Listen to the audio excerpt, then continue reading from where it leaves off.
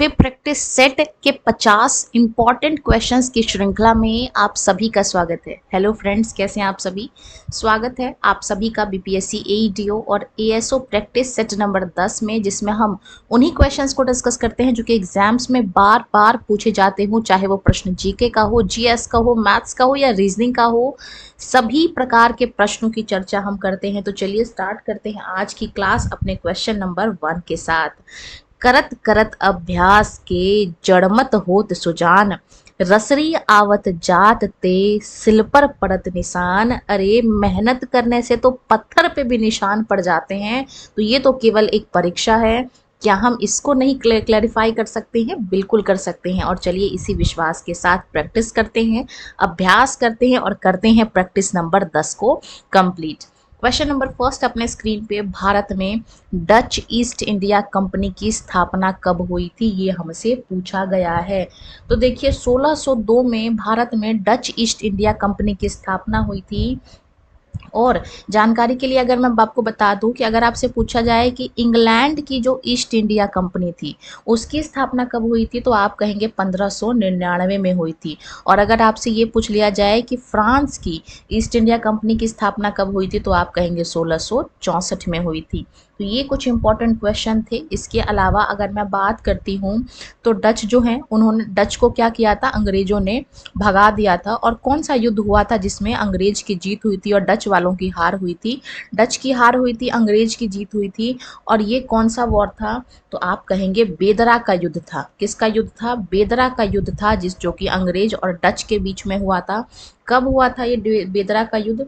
तो आप कहेंगे बेदरा का युद्ध हुआ था 1759 में, और जिसमें अंग्रेजों की जीत हुई थी, डच की हार हुई थी। और इसी के साथ डच वालों को भारत से अंग्रेज ने भगा दिया था। तो ये कुछ इंपॉर्टेंट पॉइंट है क्वेश्चन नंबर 1 के बारे में। और चलिए चलते हैं क्वेश्चन नंबर 2 के बारे में। हम ऑप्शंस पढ़ के आपका टाइम ज़ाया नहीं करना चाहते हैं, इसलिए केवल और केवल इंपॉर्टेंट पॉइंट्स पे ध्यान देते हैं। और इतने समय में, जितने समय में हम ऑप्शंस पढ़ेंगे उतने समय में आपको कुछ एडिशनल पॉइंट बताना हमें ज़्यादा बेटर लगता है।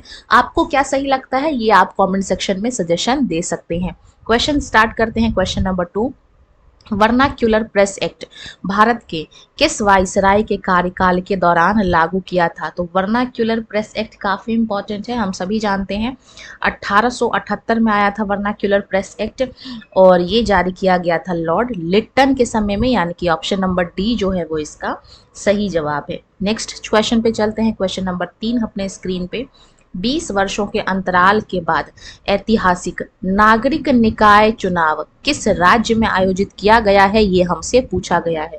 तो ये देखिए, ये भारत के पूर्वोत्तर राज्य में किया गया है, जिसको हम लोग नागालैंड के नाम से जानते हैं, यानी कि ऑप्शन नंबर सी जो है वो, ए जो है वो इसका सही जवाब है। चलते हैं अगले क्वेश्चन की तरफ। क्वेश्चन नंबर 4 देखिए, एक किताब है Indira Gandhi and the years that transferred India, ठीक है। इस किताब के लेखक कौन है, ये हमसे पूछा गया है। तो ये किताब लिखा है श्रीनाथ राघवन ने, यानी कि ऑप्शन नंबर ए जो है वो इसका सही जवाब है। इसके अलावा शशि थरूर भी जो है वो एक बहुत फेमस जो है वो राइटर हैं, और इनकी जो फेमस किताब है उसका नाम है आवर लिविंग कॉन्स्टिट्यूशन, ठीक है। आवर लिविंग कॉन्स्टिट्यूशन किसकी किताब है? बहुत प्रसिद्ध किताब है, और ये शशि थरूर की किताब है। और अगर जयराम की बात करें तो इनकी जो किताब है वो भी काफ़ी फेमस है, जिसका नाम है द लाइट ऑफ एशिया, ठीक है। और हम चलेंगे क्वेश्चन नंबर 5 की तरफ। क्वेश्चन नंबर 5 अपने स्क्रीन पे आ चुका है। भारत के किस हवाई अड्डे को पर्यावरण संरक्षण के लिए प्रतिष्ठित जीरो वेस्ट टू लैंडफिल सम्मान से सम्मानित किया गया है? तो ये सम्मान दिया गया है तिरुवनंतपुरम हवाई अड्डे को, जो कि केरला राज्य के अंदर स्थित है। ऑप्शन नंबर ए जो है वो इसका सही जवाब है। और हम सभी जानते हैं कि जो केरल राज्य है ये भारत का सबसे साक्षर राज्य के रूप में इसको हम लोग जानते हैं। दक्षिण भारत का ये राज्य है। और हम चलेंगे क्वेश्चन नंबर 6 की तरफ। सशस्त्र सीमा बल, जिसको हम लोग एसएसबी के नाम से जानते हैं, एसएसबी के नए महानिदेशक किसको नियुक्त किया गया है? तो एसएसबी के जो महानिदेशक नियुक्त किए गए हैं उनका नाम है संजय सिंघल, यानी कि ऑप्शन नंबर ए जो है वो इसका सही जवाब है। और अगर मैं एसएसबी की स्थापना की बात करूं तो 1963 में ठीक है, 1963 में सशस्त्र सीमा बल की स्थापना हुई थी। चलते हैं अगले क्वेश्चन की तरफ। क्वेश्चन नंबर 7 अपने स्क्रीन पे, काफी इंपॉर्टेंट सवाल है। भारत के किस राज्य में भारत का पहला, अब भाई जब कोई पहली बार कोई चीज होती है तो वो अपने आप में इंपॉर्टेंट बन जाती है। तो question number 7 is also important. बोला गया है भारत के किस राज्य में भारत का पहला बाघ अभ्यारण्य बायोस्फीयर स्थापित किया गया है। तो ये स्थापना कहाँ पे हुआ है, इसकी जो स्थापना हुई है वो हुई है उत्तराखंड के अंदर, यानी कि ऑप्शन नंबर डी जो है वो सही जवाब है। अच्छा, उत्तराखंड की अगर मैं बात करती हूँ तो यहाँ पे जो राजाजी नेशनल पार्क है, ठीक है, ये राजाजी राजघाटी नेशनल पार्क है, इसमें इसकी जो है वो स्थापना की गई है। उत्तराखंड इसका सही जवाब है। चलते हैं अगले क्वेश्चन की तरफ। क्वेश्चन नंबर 8 अपने स्क्रीन पे। अच्छा, 2027 में महिला विश्व कप होने वाला है फुटबॉल का। तो इसमें हमसे पूछा गया है कि इसकी मेजबानी कौन कर रहा है, इसको होस्ट कौन कर रहा है, कहाँ पे इसका आयोजन हो रहा है। तो इसका जो आयोजन है वो आपको देखने को मिलने वाला है ब्राजील के अंदर। ऑप्शन नंबर डी इसका सही जवाब है। और हम चलेंगे क्वेश्चन नंबर 5 की तरफ। क्वेश्चन नंबर 5 रीजनिंग का सवाल है। पावनी व राजिया विपरीत दिशाओं में जा रही थी, ठीक है। अब चलिए पहले हम लोग दिशा बना लेते हैं। तो ये हमारा पूर्व है, ये हमारा पश्चिम है, ये हमारा उत्तर है और ये हमारा दक्षिण है, ठीक है। इसके अलावा ये वाली जो हमारी दिशा है इसको हम लोग नॉर्थ ईस्ट के नाम से जानते हैं, पूर्वोत्तर। इसको हम लोग जो है वो नॉर्थ वेस्ट के नाम से जानते हैं। इसको हम लोग साउथ ईस्ट कहते हैं और इसको हम लोग साउथ वेस्ट कहते हैं, ठीक है। बोला गया है कि यदि पावनी उत्तर पश्चिम की ओर चल रही है, अब उत्तर पश्चिम की ओर चल रही है तो उत्तर पश्चिम कहाँ पे होगा हमारा, ये रहा उत्तर पश्चिम, नॉर्थ वेस्ट। अगर यहाँ पे पावनी है तो राजिया किस दिशा में जा रही थी, तो भाई राजिया इसके उल्टा जा रही है। तो राजिया कहाँ जा रही है, तो आप कहेंगे साउथ ईस्ट में जा रही है, यानी कि दक्षिण पूर्व में जा रही है। ऑप्शन नंबर डी जो है वो इसका सही जवाब है। और हम चलेंगे क्वेश्चन नंबर 10 की तरफ। बहुत ही आसान क्वेश्चन था। चलेंगे क्वेश्चन नंबर 10 की तरफ। निम्नलिखित में से कौन सा विकल्प अंग्रेजी वर्णमाला में बाएं से 15वां अक्षर, तो बाएं से यानी कि ABCD से शुरू करेंगे और 15वें नंबर पे क्या आता है, तो आप कहेंगे ओ आता है, के दाई ओर। अब देखिए ओ यहाँ पहुंच गया, ओ का दाया ये होगा, है ना। तो ओ के दाई ओर 8वें अक्षर को दर्शाता है। तो ओ के दाई ओर 8वां अक्षर कौन सा होगा, आप कहेंगे PQRSTU V और उसके बाद क्या आएगा, W आएगा 8वें रैंक पे। तो W इसका सही जवाब है। Option number B is the right answer. Question बड़े आसान होते हैं, बस ज़रूरत है आपको उनको बार बार करने की, ताकि जब आप इसको एग्जाम में देखें तुरंत वो आपको क्लिक कर जाए कि हाँ इस तरीके का क्वेश्चन हमने प्रैक्टिस किया था प्रैक्टिस सेट में। और तब आपको याद आएगा ये जो प्रैक्टिस सेट्स हैं ये कितने इंपॉर्टेंट होते हैं और प्रैक्टिस करना कितना इंपॉर्टेंट है।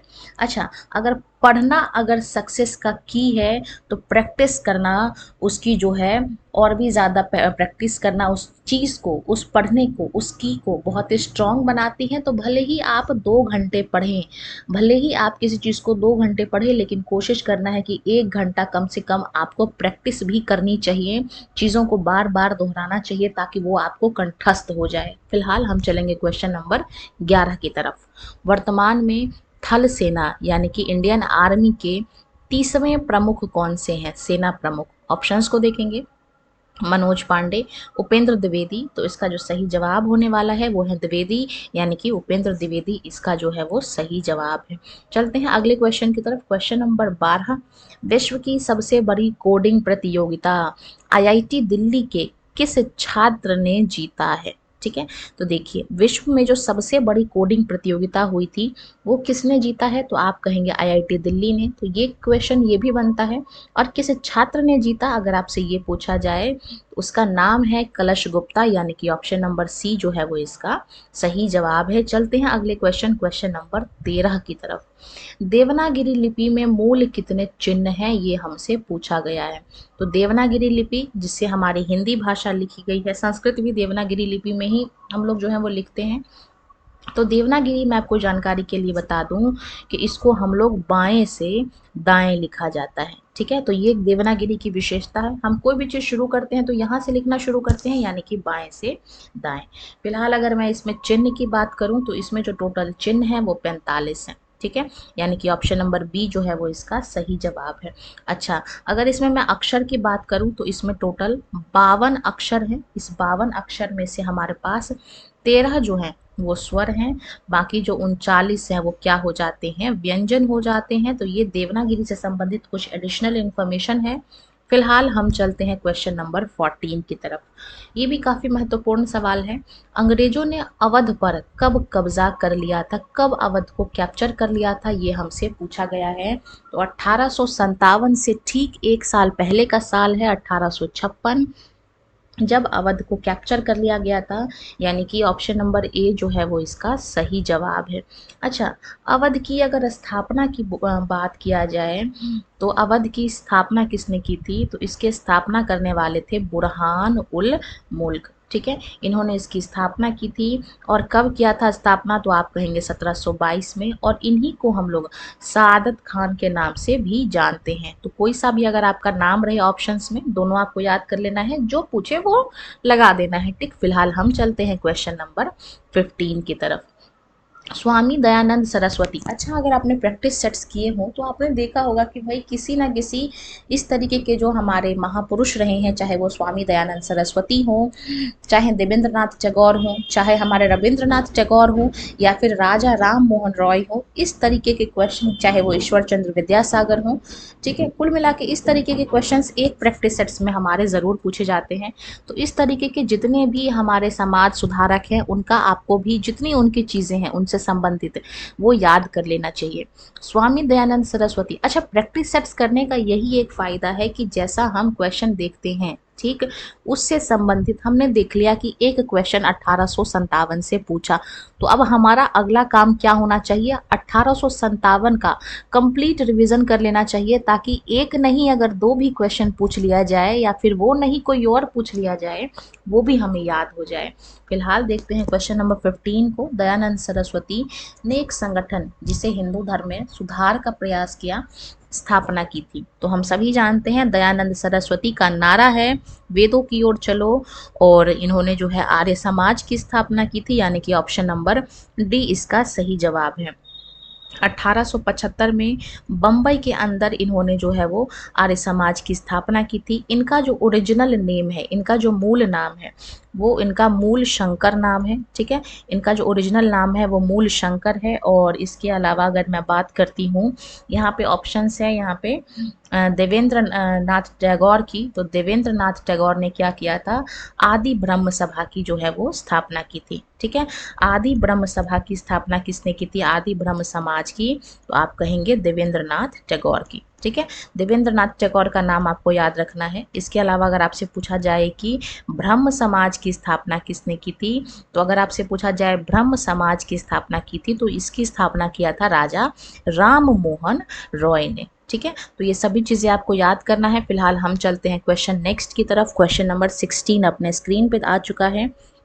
निम्नलिखित में से कौन सा देश लूसोफोनिया खेलों का हिस्सा नहीं है, ये हमसे पूछा गया है। ठीक है, तो ये जो लूसोफोनिया खेल है ये 12 देश के द्वारा खेला जाता है।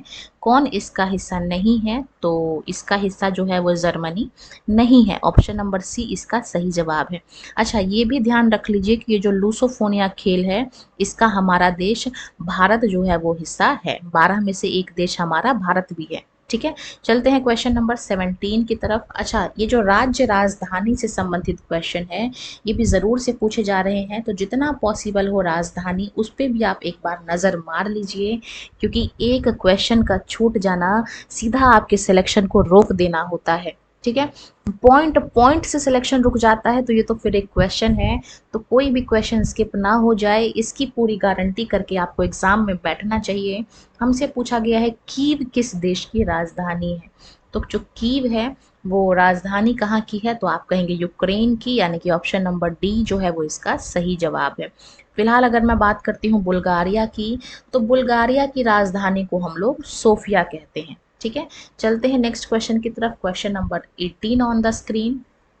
किताब है, फेमस किताब है जिसका नाम है गॉन विद द विंड, यानी कि हवा के साथ चलते रहो। इसके लेखक कौन है ये हमसे पूछा गया है।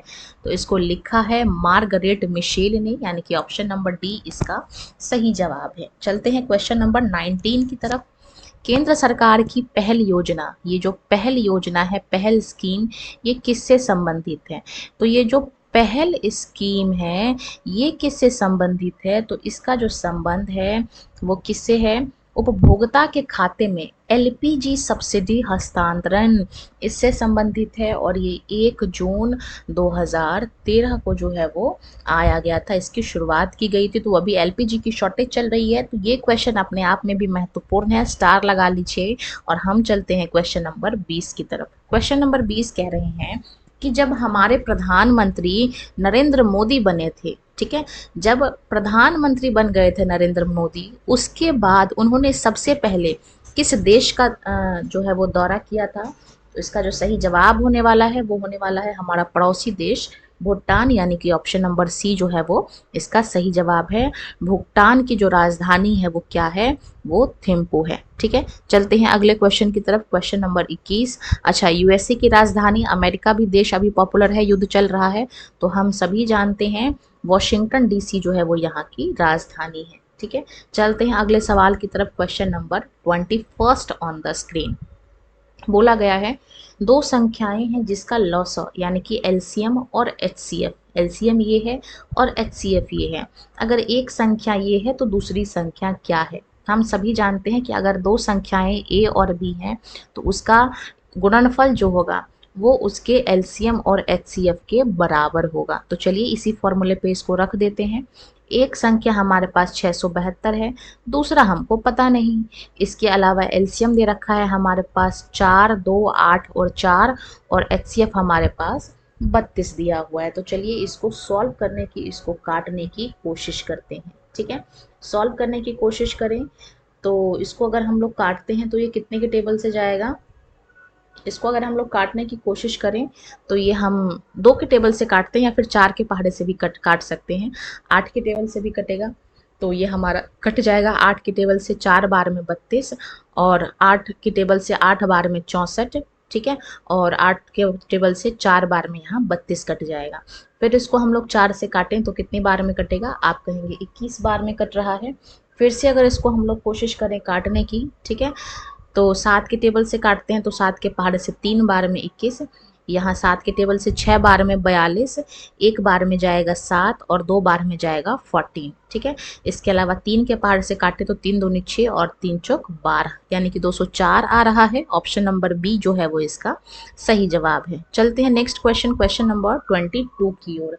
ये भी हमारा ब्लड रिलेशन का नहीं, मैथ्स का सवाल है, इसको सॉल्व करने की कोशिश करते हैं। एक माँ है, पुत्र है और पुत्री है, इन तीनों के आयु का जोड़ 70 वर्ष है। तो ये माँ है, ठीक है, ये सन है यानी कि पुत्र है, और ये इसकी डॉटर है। इन तीनों की जो एज है, अगर इन तीनों की आयु को जोड़ दिया जाए तो 70 साल बन रहा है। ठीक है, अब आगे पढ़ते हैं। माँ है, सन है और डॉटर है। यदि माँ की आयु उसके पुत्र की आयु की 3 गुनी है, ठीक है, और पुत्री की आयु उसके भाई से 5 वर्ष अधिक है, तो चलिए इसको थोड़ा सा हम लोग मान लेते हैं। मानते हैं कि बेटे की आयु x है। अब अगर बेटे की आयु x है तो उसकी माँ की आयु उसकी 3 गुनी है, यानी कि ये हो जाएगा 3x। अब बोला गया है ये जो भाई है इसका, ये जो बहन है इसकी एज इसके भाई से 5 वर्ष अधिक है, यानी कि इसको हम लोग ने x+5 लिख लिया।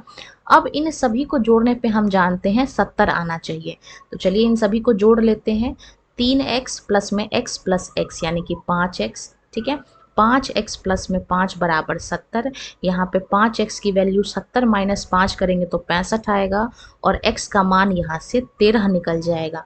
अब जो पूछा है वो हम सॉल्व कर लेंगे। तो यहाँ पे हमसे मदर की एज पूछी गई थी, तो मदर की एज यहाँ पे 3 गुणा x है, यानी कि 13 गुणा 3 कितना होता है, आप कहेंगे 39, यानी कि ऑप्शन नंबर डी इसका सही जवाब है। होपफुली आपको समझ आया होगा। और हम चलते हैं अगले क्वेश्चन की तरफ। क्वेश्चन नंबर 23 अपने स्क्रीन पे। ये जो हमारा विज्ञान का सवाल है, साइंस का क्वेश्चन है, जीएस का सवाल है। एक ऐसे व्यक्ति का हृदय आउटपुट क्या होगा जिसके हृदय की स्पंदन दर 72 प्रति मिनट है, यानी कि 1 मिनट में 72 बार जो है वो बीट करता है, और स्ट्रोक आयतन जो है वो उसका 50 मिलीलीटर है। ठीक है, तो हम सभी जानते हैं कि यहाँ पे कितना हो जाएगा। हम जानते हैं कि एक बार का अगर आयतन 50 मिलीलीटर है तो 72 बार का कितना होगा, तो आप 72 को 50 से गुणा कर दीजिए, तो यह आ जाएगा अपने पास 3600 ml। यानी कि कौन सा ऑप्शन ठीक है भाई, ऑप्शन नंबर बी इसका सही जवाब है। चलते हैं अगले क्वेश्चन नंबर 24 की ओर। बोला गया है कॉर्टिसोल किससे स्रावित होता है, तो ये ग्रंथियों के नाम है, हमसे पूछा गया है कॉर्टिसोल किससे स्रावित होता है। तो ये स्रावित होता है अधिवृक्क से, जिसको हम लोग एड्रिनल ग्लैंड कहते हैं। ठीक है, चलते हैं अगले क्वेश्चन की तरफ। क्वेश्चन नंबर 25, निम्न अभिक्रियाओं में से किसका परिणाम अत्यधिक ऊर्जा का उत्सर्जन होगा, यानी कि सबसे ज्यादा एनर्जी कहाँ से मिलेगी हमको। तो इसमें ऑप्शंस को देखते हैं। 1 किलो कोयला के पूर्णतः दहन पर, 1 किलो जल उच्च दाब के अंतर्गत उबालने पर, या फिर एक परमाणु 2 लघुत्तर परमाणुओं में विखंडित होता है, यानी कि एक बड़ा परमाणु है जो कि 2 छोटे छोटे परमाणुओं में जो है वो टूटता है, जिसका संयुक्त द्रव्यमान मूल परमाणु के द्रव्यमान से कम है। जिसका अगर इन दोनों की अगर हम लोग द्रव्यमान को जोड़ दें तो ये कम होगा बड़े वाले से। और फोर्थ ऑप्शन कहता है परमाणुओं के मध्य प्रत्यक्ष टक्कर। ठीक है, तो देखिए सबसे ज़्यादा जो ऊर्जा है वो कब होता है, जब एक परमाणु का विखंडन होता है, यानी कि ऑप्शन नंबर सी जो है वो इसका सही आंसर है। चलते हैं अगले क्वेश्चन की तरफ। ग्रेफाइट की उपस्थिति के कारण विद्युत का सुचालक है। ठीक है, तो इसको अगर हम लोग देखें, ऑप्शन देखें, एकाकी इलेक्ट्रॉन युगल या फिर मुक्त संयोजी इलेक्ट्रॉन, तो इसका जो सही जवाब है वो होने वाला है ऑप्शन नंबर बी, मुक्त संयोजी इलेक्ट्रॉन। ठीक है, चलते हैं अगले क्वेश्चन की तरफ। Question number 27 on the screen, एक रीजनिंग का सवाल है। इस क्वेश्चन की जगह पे क्या आएगा ये हमसे पूछा गया है। ठीक है, तो ये देखिए 2 गुणा 3 कितना होता है, आप कहेंगे 6 होता है, और 6 को 4 से गुणा करेंगे तो कितना आ गया, 24 आ गया। यानी कि नंबर्स को हमें आपस में क्या कर देना है, गुणा कर देना है। ऐसे ही 9 को 8 से गुणा करेंगे तो 72 आएगा, और 72 को 7 से गुणा करेंगे तो 504 आ रहा है ना। तो चलिए इसको गुणा करते हैं। 6 गुणा 5, तो ये तो इन दोनों को गुणा करने पे ही 30 आ गया। तो यहाँ पे क्या आना चाहिए, अगर यहाँ पे हम लोग 1 को रखते हैं तो 30 गुणा 1 कितना आएगा, आप कहेंगे 30 आएगा। ठीक है, तो यही इसका सही जवाब है, यानी कि तीनों नंबर का गुणा करके 30 आना चाहिए, यानी कि ऑप्शन नंबर ए जो है वो इसका सही आंसर है। चलते हैं नेक्स्ट सवाल की तरफ। क्वेश्चन नंबर 28 अपने स्क्रीन पे है, और इसको सॉल्व करने की हम लोग कोशिश करते हैं। बोला गया है यहाँ पे हमसे कि P Q R S T और यू 6 लड़कियां हैं जो कि एक सीधी पंक्ति में बैठी है। अच्छा, सभी का मुख उत्तर की ओर है, तो चलिए अगर सभी का मुख उत्तर की ओर है इसका मतलब ये उनका पूर्व होगा, और ये उनका जो है वो दाया होगा। ठीक है, और ये जो साइड है वो पश्चिम होगा, और ये उनका क्या होगा, बायां होगा। ठीक है, और ये दायां भी होगा, और ये उत्तर भी होगा, नॉर्थ भी होगा, और ये इसके साउथ होगा। ठीक है, तो इतनी चीजें आपको क्लियर हो गई। अब चलिए इसको सॉल्व करने की कोशिश करते हैं। बोला गया है यू आर के बाईं ओर तीसरे स्थान पर बैठी है। ठीक है, तो आर का बायां क्या होगा, आप कहेंगे इधर होगा। तीसरे स्थान पे तो पहला स्थान, दूसरा स्थान, और तीसरे स्थान पे ये यू बैठी है। अब देखते हैं एस पी के दाईं ओर तीसरे स्थान पर बैठी है, तो ये जो पी के दाईं ओर तीसरे पे बैठी है एस। ठीक है, आगे पढ़ते हैं। यू क्यू के बाईं ओर दूसरे स्थान पर बैठी है, क्यू के बाईं ओर। ठीक है, तो क्यू को हम लोग कहाँ बिठाएंगे, आप कहेंगे यहाँ बिठाएंगे, तभी इसका बाएं दूसरे स्थान पे बैठ पाएगी यू। आगे देखते हैं, टी यू के ठीक बगल में नहीं है, यानी कि टी यहाँ पे नहीं आएगी। ठीक, तो पंक्ति में पी का कौन सा स्थान है ये हमसे पूछा गया है। ठीक है, तो ये देखिए अब टी ना यहाँ आएगा और ना यहाँ आएगा। ठीक, तो टी कहाँ आना चाहिए, इधर आना चाहिए। अब हम लोग ज़रा इसको बिठा लेते हैं। अगर हम लोग यहाँ पे पी को बिठाते हैं तो 2 जगह छोड़ के यहाँ पे एस बैठ पा रही है, है ना, और 5 लोग आराम से बैठ गए तो आप कहेंगे जी हाँ सही है। और टी अगर यहाँ पे नहीं आएगा, इसका मतलब टी को हमें इधर बिठाना होगा क्योंकि और कोई जगह खाली है ही नहीं। और अगर ऐसे में हम लोग इनको गिन लें तो 6 लोग बैठ चुके हैं। तो हमसे पूछा गया है पंक्ति में पी का स्थान कौन सा है, ये हमसे पूछा गया है। तो पी को देखते हैं। पी जो है वो बाएं से दूसरे नंबर पर बैठा है, तो बाएं सिरे से दूसरा, यानी कि ऑप्शन नंबर सी जो है वो इसका सही उत्तर है। ठीक है, चलते हैं क्वेश्चन नंबर 29 की तरफ। यहाँ पे हमसे पूछा गया है नीचे दिए गए त्रिभुज में, चित्र में त्रिभुजों की संख्या कितनी है, ये हमसे पूछा गया है। ठीक है, चलिए इसको हम लोग सॉल्व करते हैं। ये देखिए, ये छोटा वाला एक त्रिभुज है, ये 2 त्रिभुज है, ये 3 है, ये 4 है, ये 5, ये 6, ये 7, ये 8, ये 9, ये 10, ये 11 और ये 12। तो 12 त्रिभुज तो हमारे ऐसे ही हो गए। अब देखिए, ये हमारा 13वां त्रिभुज है। ठीक है, और इसके नीचे वाला जो है वो ये हमारा 14th नंबर का त्रिभुज है। ठीक, इस तरीके से ये हमारा 15th नंबर का त्रिभुज है, और इसके नीचे वाला जो है हमारा 16th नंबर का त्रिभुज है। ये हमारा 17वें नंबर का त्रिभुज है, और ये हमारा 18वें नंबर का त्रिभुज है। ठीक है, तो 1 2 3 4 5 6, 6 और जोड़ दीजिए, 18 अब तक हो चुके हैं। और गिनते हैं इसको हम लोग। ठीक है, अब देखिए, अब हम लोग इसको कैसे गिनेंगे, इस तरीके से। ये जो है हमारा, ये हमारा 19वें नंबर का त्रिभुज है, और ये हमारा 20वें नंबर का त्रिभुज है। इसके अलावा ये वाला हमारा 21वें नंबर का त्रिभुज है, और ये वाला हमारा 22वें नंबर का त्रिभुज है। इसी तरीके से ये वाला हमारा 23वें नंबर का त्रिभुज है, और इसके ठीक नीचे वाला हमारा 24वें नंबर का त्रिभुज है। तो 6 हमारा यहाँ से हो गया। तो अब तक हमने कितने त्रिभुज गिन लिए हैं, जो आप कहेंगे 24। ठीक है, अब चलिए और गिनने की हम लोग कोशिश करते हैं। तो ये देखिए, ये हमारा लाइन जो बन रहा है, ये ए, एफ और सी, ये हमारा एक त्रिभुज होता है। ठीक है, और देखिए, ये जो है हमारा बन रहा है बी, जी और डी, ये हमारा दूसरा त्रिभुज है। ठीक है, अब अगर ऐसे ही हम लोग नीचे से गिने तो ये हमारा ई, बी और जी। ठीक है, ई, बी और जी ये हमारा तीसरा त्रिभुज है, और एफ, सी और एच ये हमारा चौथा त्रिभुज है। तो 4 हमारे यहाँ से हो गए। तो 24 प्लस में 4 कितना होता है, तो आप कहेंगे 28 होता है, और ऑप्शन नंबर सी जो है वो इसका सही जवाब है। ठीक है, अगर आपने प्रैक्टिस सेट्स किए होंगे तो आपने ये भी देखा होगा त्रिभुज की कितनी संख्या है, वर्ग की कितनी संख्या है। इस तरीके से भी रीजनिंग का सवाल पूछा जा रहा है। तो पेशेंस के साथ बारीकी से आपको इस तरीके का जो सवाल है, आसान ही होते हैं, वो सॉल्व करना है। चलते हैं क्वेश्चन नंबर 30 की तरफ। ये भी रीजनिंग का सवाल है। एक निश्चित भाषा में इस शब्द को हम लोग लिख रहे हैं इट इज कैट, कार। ठीक है, और इस शब्द को हम लोग लिख रहे हैं ही इज राम, और इस शब्द को हम लोग लिख रहे हैं राम हैज कार। तो इट का क्या कोड होगा, ये हमसे पूछा गया है। ठीक है, चलिए ध्यान से देखते हैं। फर्स्ट सेंटेंस में देखें, इट इज कार, और दूसरे में क्या है, ही इज राम। तो इज और इज दोनों में आ रहा है। ठीक है, तो इज के लिए कौन सा कोड हमने यूज़ किया है, जो दोनों में कॉमन होगा, है ना। और दोनों में कौन सा कॉमन है, तो आप कहेंगे जी, जी जे एल इसमें भी है और इसमें भी है। तो इज का कोड हमको मिल गया। ठीक है, अब ढूंढते हैं हम लोग कार का कोड। अब देखिए, कार इसमें भी आ रहा है और कार इसमें भी आ रहा है, तो दोनों के लिए कॉमन कोड कौन सा होगा। तो क्या टी यू ओ इसमें आ रहा है, आप कहेंगे नहीं। क्या सी बी एम आ रहा है, तो जी हाँ दोनों में आ रहा है, यानी कि कार के लिए हम लोगों ने यूज़ किया है सी बी एम।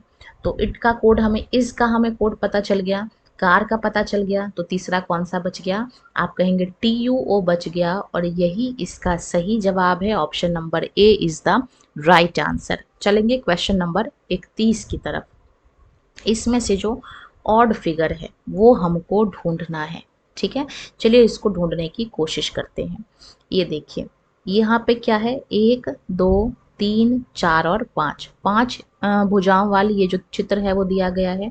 इसमें कितनी भुजा है, 1 2 3 4 और 5, तो इसमें भी 5 भुजा है। ठीक है, इसमें कितनी भुजा है, 1 2 3 4 और 5 और 6, ये 6 भुजाओं वाला है। जबकि अगर इसको देखें तो 1 2 3 4 और 5, इसमें भी 5 भुजा है। तो ऑड कौन सा है, तो आप लोग कहेंगे डी जो चित्र है वो ऑड है, और यही इसका सही जवाब है। रीजनिंग का सवाल था, आसान क्वेश्चन था। चलते हैं क्वेश्चन नंबर 32 की तरफ।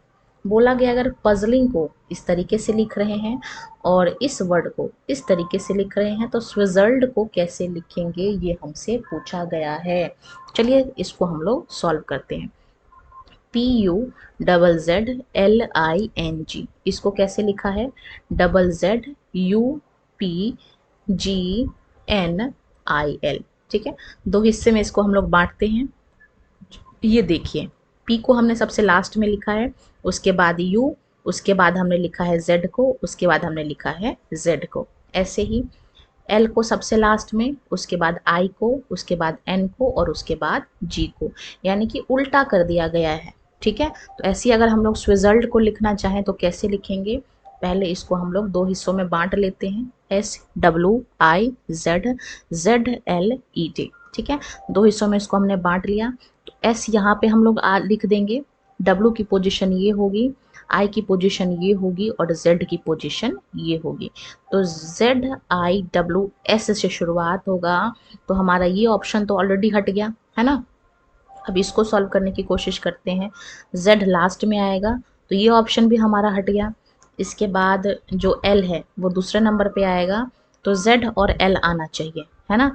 उसके बाद क्या आएगा? तो आप कहेंगे E आएगा और सबसे पहले क्या आएगा? D आएगा। तो ऐसा कौन सा ऑप्शन दिख रहा है हमको? आप कहेंगे कौन सा ऑप्शन सही है भैया इसके लिए? ZIWSDE। तो DE किस में आ रहा है? ऑप्शन नंबर डी में आ रहा है। ऑप्शन नंबर डी इसका सही जवाब है। चलते हैं क्वेश्चन नंबर 33 की तरफ। निम्नलिखित में से कौन सी विकल्प आकृति प्रश्न आकृति से निकटतम समानता दर्शाती है? कौन सा बिल्कुल सेम है, एक जैसा है देखने में? तो अगर इसको हम लोग ध्यान से देखें तो ये देखिए कौन सा हमारा सही उत्तर है। तो आप कहेंगे कि जो बी वाला चित्र है बिल्कुल, ठीक है, बी जो चित्र है ये वाला, ये देखिए ये बिल्कुल इसकी तरह दिख रहा है ना। यानी कि ऑप्शन नंबर ए इसका सही जवाब है। बी उत्तर जो है वो इसका सही जवाब है। चलते हैं अगले क्वेश्चन नंबर 34 की तरफ। पूछा गया है तमिलनाडु का संबंध तमिल से है, तो आंध्र प्रदेश का संबंध किसके है, ये हमसे पूछा गया है। अच्छा, ये क्वेश्चन वैसे तो रीजनिंग का सवाल है, पैटर्न बेस्ड क्वेश्चन है, लेकिन जीएस का भी यहाँ से क्वेश्चन बन जाता है। तमिल जो है वो तमिलनाडु में बोला जाता है, ऐसे ही आंध्र प्रदेश में क्या बोला जाता है? आप कहेंगे आंध्र प्रदेश में तेलुगु जो है वो बोला जाता है और ऑप्शन नंबर ए इसका सही जवाब है। अच्छा, हम सभी जानते हैं कि पहला जो है, पहला अगर भाषा के आधार पे अगर किसी स्टेट का निर्माण हुआ था तो आंध्र प्रदेश है। 1953 में इसकी स्थापना हुई थी। ठीक है, हम सभी जानते हैं कि श्री राम मल्लुपोट्टी जो है वो अनशन पे बैठ गए थे आंध्र प्रदेश में, और 56 दिन के भूख हड़ताल के बाद इनकी मौत हुई थी, और इन्हीं के मौत के आधार पे जो आंध्र प्रदेश है, सरकार को डिसीजन लेना पड़ा और आंध्र प्रदेश को पहली भाषाई राज्य का दर्जा मिला। तो ऑप्शन नंबर ए जो है वो इसका सही जवाब है। चलते हैं क्वेश्चन नंबर 34 की तरफ। निम्नलिखित सूचीबद्ध में से 4 खेलों में से 3 किस तरह से संगत हैं और एक असंगत है? ठीक है, तो ये देखिए डिस्क थ्रो, इसमें भी हम लोग बॉल को ऐसे फेंकते हैं। हैमर थ्रो, इसमें भी फेंकते हैं। शॉट पुट में भी फेंका जाता है। बैडमिंटन जो है वो कॉर्क से खेला जाता है, यानी कि ऑप्शन नंबर डी जो है वो इसका सही उत्तर है। क्वेश्चन नंबर 36 देखेंगे स्क्रीन पे। हीमोग्लोबिन के साथ O2 के बंधन होने के संदर्भ में कथन गलत चुनिए। ऑप्शंस को देखेंगे।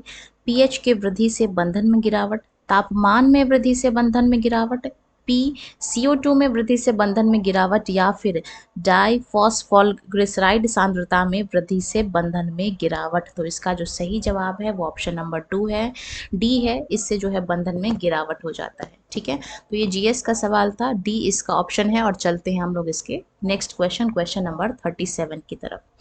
हृदय की दूसरी ध्वनि का संबंध किस कपाट के बंद होने से है? ऑप्शंस को देखेंगे। ऑप्शन नंबर ए कहता है त्रिवलनी कपाट, ऑप्शन नंबर बी कहता है अर्ध अर्ध चंद्रकार कपाट, और यही जो है वो इसका सही जवाब है। इसके बंद होने से हृदय की जो है वो दूसरी ध्वनि का संबंध है। क्वेश्चन नंबर 38 देखेंगे, व्यतिकरण सिद्ध करता है। क्या सिद्ध करता है? ऑप्शंस को देखेंगे, तरंग की अनुप्रस्थ प्रकृति, या फिर अनुदैर्घ्य प्रकृति, या फिर तरंग की प्रकृति। तो जो व्यतिकरण है ये सिद्ध करता है तरंग की प्रकृति को। ऑप्शन नंबर सी इसका सही जवाब है। बाकी चलते हैं क्वेश्चन नंबर 39 की ओर। तो यहाँ पे हमसे पूछा गया है कि विद्युत चुंबकीय तरंगे निम्न के द्वारा उत्पन्न की जाती हैं, किसके द्वारा उत्पन्न की जाती हैं?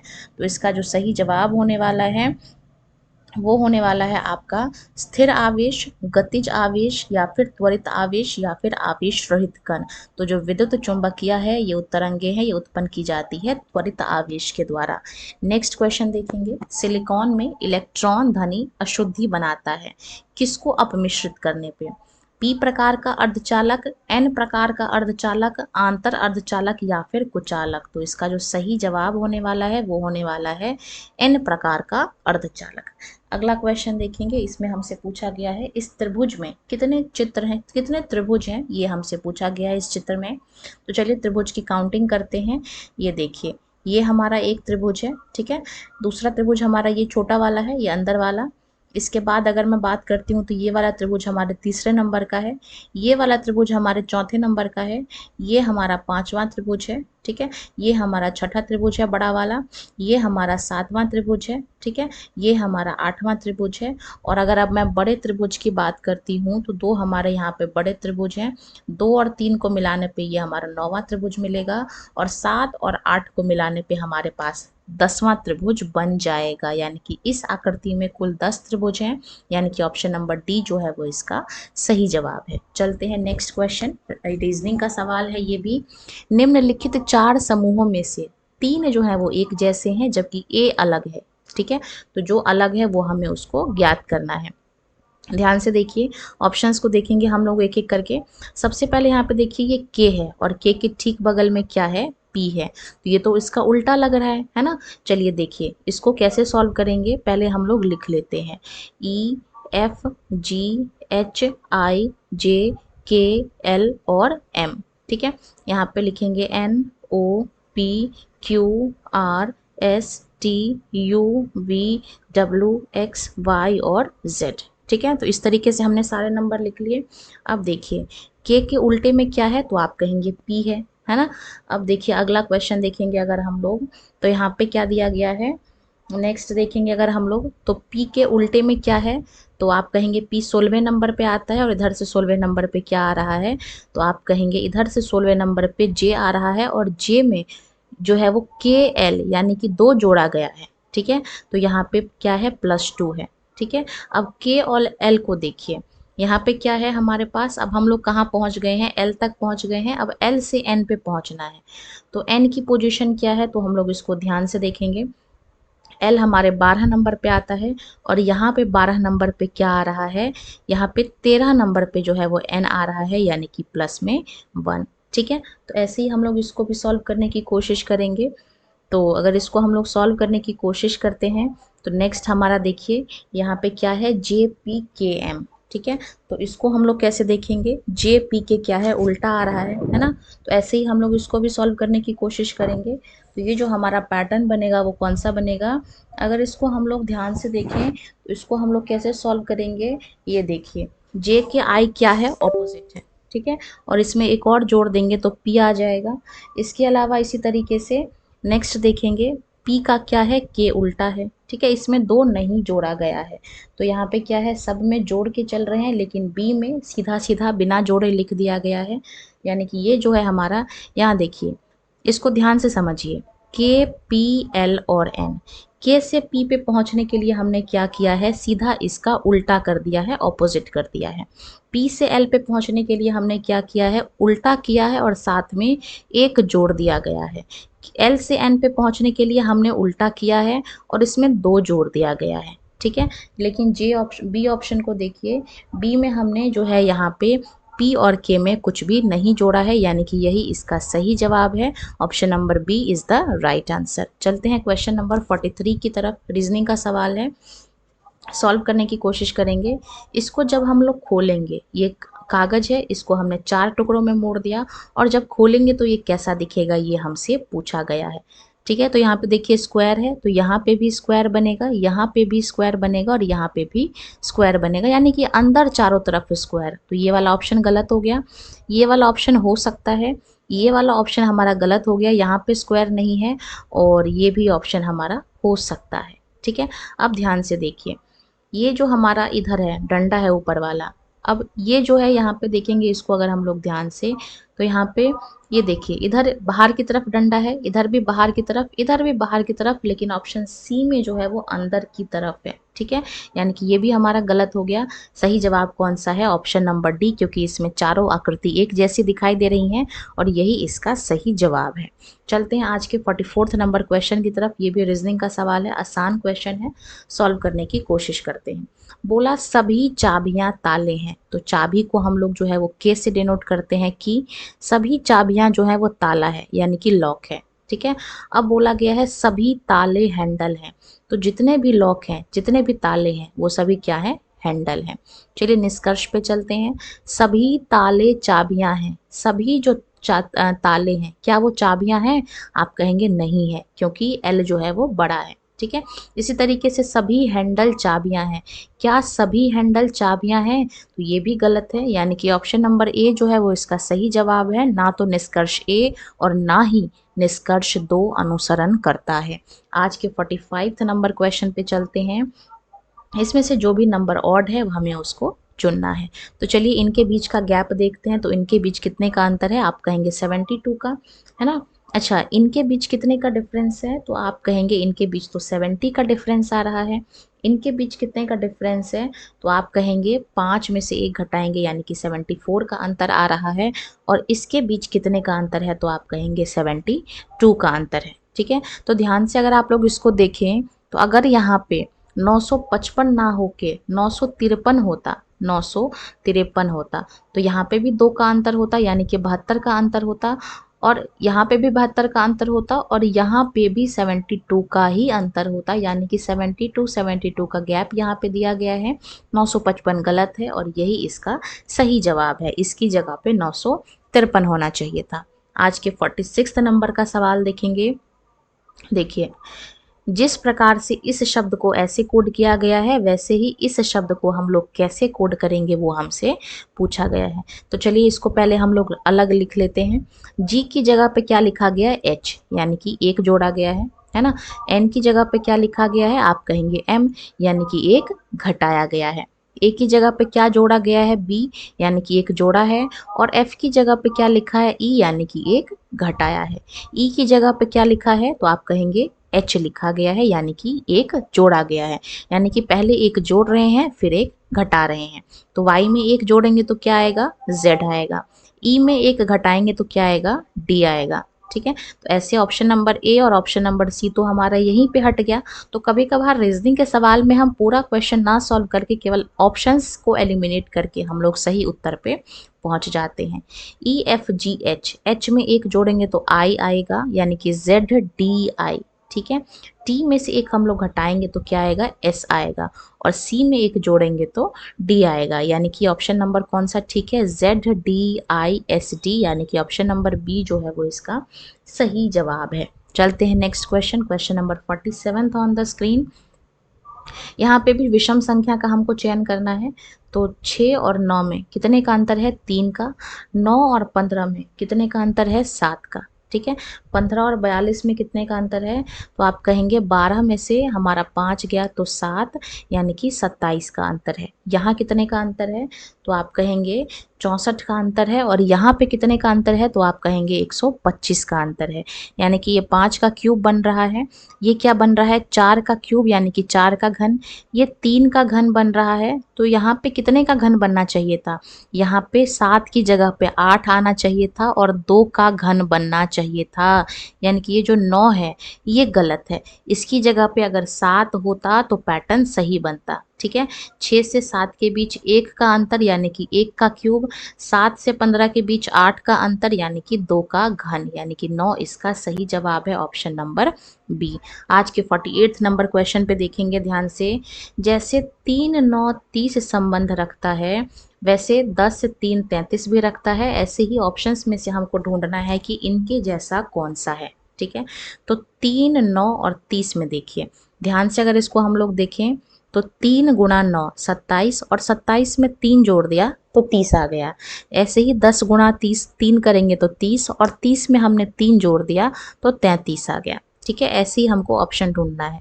9 को 7 से गुणा करेंगे तो 63 आएगा, और 63 में 3 जोड़ने पे ये नहीं आ रहा। 12 में 3 जोड़ेंगे तो 36 आएगा, और 36 में 3 जोड़ने पे ये आ रहा है, यानी कि ये वाला जो ऑप्शन है 12 3 और 39, ये इसका सही उत्तर है। चलेंगे क्वेश्चन नंबर 49 की तरफ। ये हमारा डायरेक्शन का क्वेश्चन है। अच्छा, अगर आपने प्रैक्टिस सेट्स देखे हो तो आपने ये देखा होगा कि डायरेक्शन से भी क्वेश्चन रीजनिंग में ज़रूर से पूछे जा रहे हैं। चलिए इसको सॉल्व करने की कोशिश किया जाए। राधे है जो कि बिंदु ए से ड्राइव करना शुरू करता है, तो यहाँ पे हम लोग बना लेते हैं बिंदु ए। उत्तर की ओर 8 किलोमीटर ड्राइव करता है, तो 8 किलोमीटर उत्तर गया।